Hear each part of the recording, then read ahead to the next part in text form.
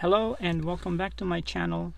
In this video I'm going to give you a quick demo of this new Android head unit that I've installed on my C200.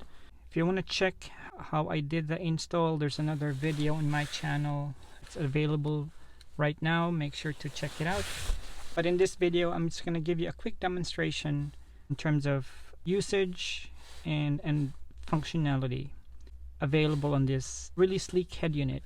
First off, I've got the car turned off, got the key in my hand.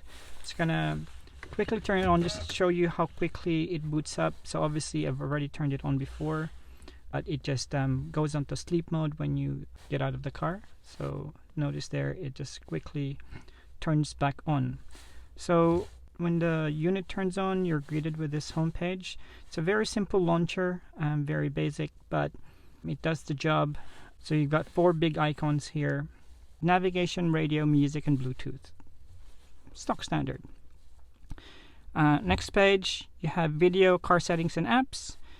So the problem, I don't mind having these icons, but because predominantly I'll be using Carplay anyway. But the problem with this launcher screen is that it doesn't really allow you to modify any of these buttons. So you can, as you can see here, it's an empty spot in this second page, but if you go to open up the apps, and let's say if you want to put this in here and sort of try to drag it there, it's just going to say there's no more room in the app screen, but although clearly there is. Widgets, what's on widgets? Let's see if we can put this on the home screen. Let's see if we want to put traffic. Let's put traffic, put it there. So no more room on this home screen. So again, you really can't do anything. So that's one of the gripes.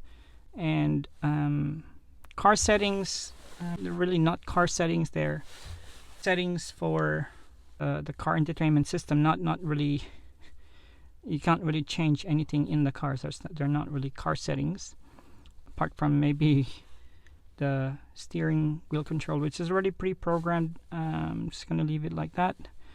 You know, with the navigation option here, you can select what navigation application you want the home launcher to launch when you click on the Navi. In this case, I've selected Google Maps, so it'll launch Google Maps when I, say for example, when I click the Navi button. The radio app seemed to follow the same design theme. So if I start up the radio app here, turn down the volume, you can't scroll, but you can tap on either side here and it will scroll through. The next item here is at the app. So these are the 7 basic apps, or 6 basic apps that you would be using. But if you need more apps, you have this apps button. Phone link is what you use to launch CarPlay manually.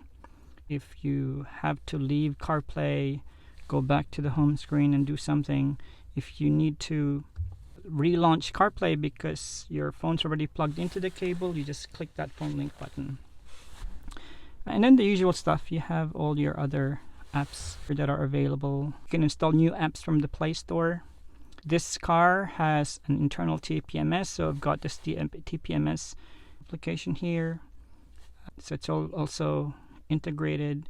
The TPMS sensor is plugged into the USB, and it's reading. It takes a while for all the other sensors to register, but it will get registered. So that's TPMS.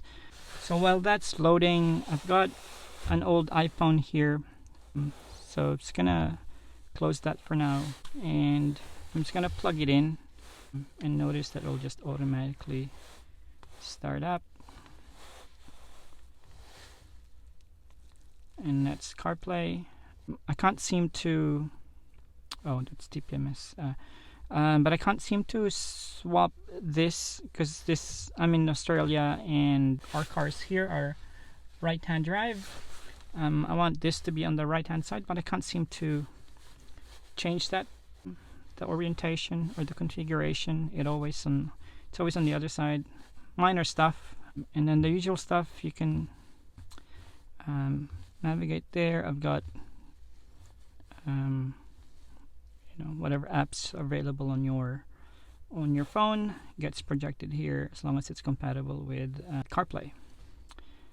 If, let's say for example, I exited CarPlay and I want to relaunch it again, it would be nice if I have a phone link, the phone link application here, but since I can't add phone link or any other application in this empty space here, I have to go in and choose phone link and relaunch CarPlay.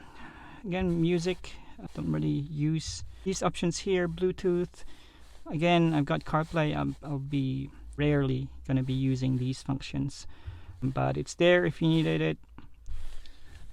The other function that's available in this head unit, which I installed myself as part of the head unit install, is the reverse camera. That's the view, so bike in there, but the trajectory lines doesn't follow the angle of the steering wheel, so that's just a static image projected on the screen. But what's good thing about this one is you can actually change the setting. You can make it brighter. It's quite handy. Not all head units that I've seen can do this, so you can play around with the color. If it's not bright enough, you can definitely change the settings here, and that's quite handy. Just that next level of configurability. So yeah, so that's a quick demo. Hopefully you guys will find that useful, and if you do, just make sure to give this video a thumbs up, subscribe if you haven't subscribed to my channel already, and we'll see you on the next one.